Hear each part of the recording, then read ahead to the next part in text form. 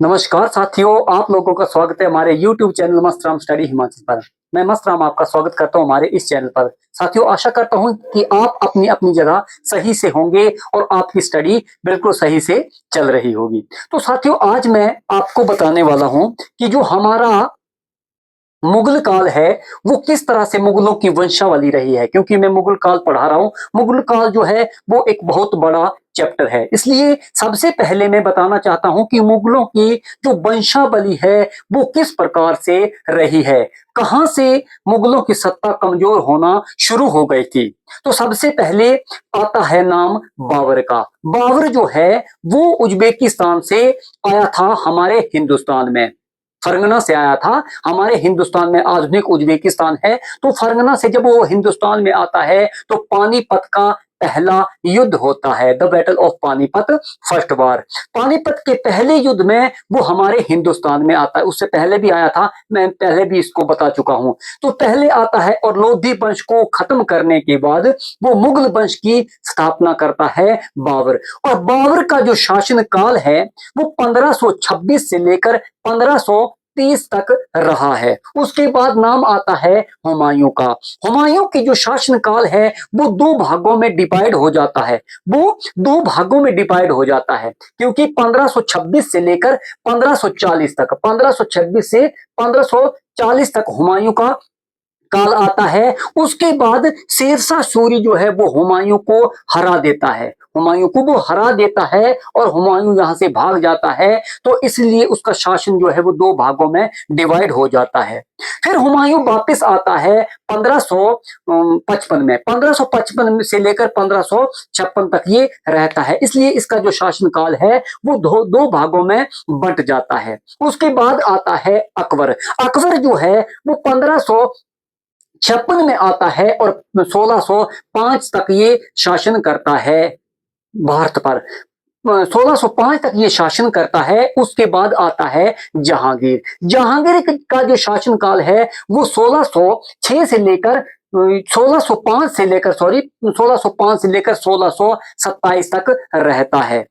और उसके बाद आता है शाहजहां, जिसने ताजमहल जैसे और बड़ी बड़ी इमारतों का, दिल्ली जैसे लाल किले का निर्माण करवाया था शाहजहां। तो वो आता है 1627 से 1658 तक वो शासन करता है। उसके बाद आता है औरंगजेब। जो औरंगजेब है वो 1658 से लेकर 1707 तक रहता है। उसके बाद की जो आगे वंशावली है ये कमजोर हो जाती है। जब औरंगजेब का मृत्यु होती है तो मुगल काल जो है उसके बाद अपने पतन की ओर चलता है। वहां तक तो जो औरंगजेब था वहां तक तो किसी ने भी सांस लेने की भी यहाँ फुर्सत नहीं थी बाहर के आदमी को, क्योंकि औरंगजेब एक बहुत ही क्रूर शासक था और बहुत ही योग्य शासक भी था। अपनी जो शासन प्रणाली थी उसके लिए बहुत ही योग्य शासक था। जब औरंगजेब की मृत्यु हो जाती है 1707 में, तो उसके बाद जो है वो मुगल काल जो है, जो मुगलों की सत्ता थी वो धीरे धीरे कमजोर होना शुरू हो जाती है। इसकी सही कहानी जो शुरू होती है तो भारत पर नादिर शाह का आक्रमण होता है। जब भारत पर नादिर शाह आक्रमण करता है तो ईस्ट इंडिया कंपनी जो है वो 1608 में ही हमारे हिंदुस्तान में आ चुकी थी और उन्होंने अपना विस्तार करना शुरू कर दिया था।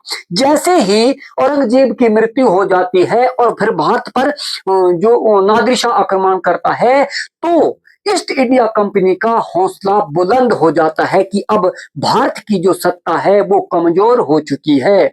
तो ईस्ट इंडिया कंपनी ने अपने पैर पसारने शुरू कर दिए और फिर आता है द बैटल ऑफ प्लासी।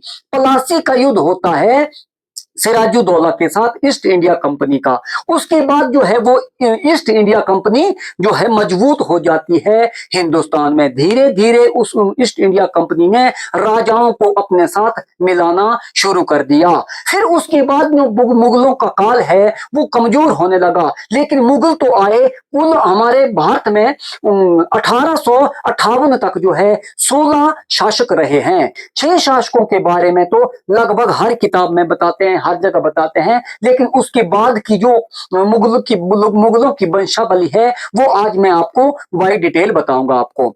उसके बाद आता है बहादुर शाह प्रथम।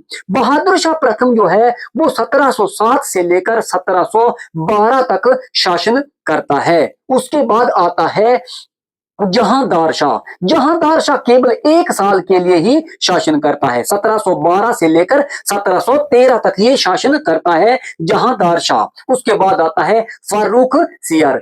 फारूक सियर जो है वो 1713 से लेकर 1719 तक जो है वो शासन करता है। उसके बाद आता है मोहम्मद शाह।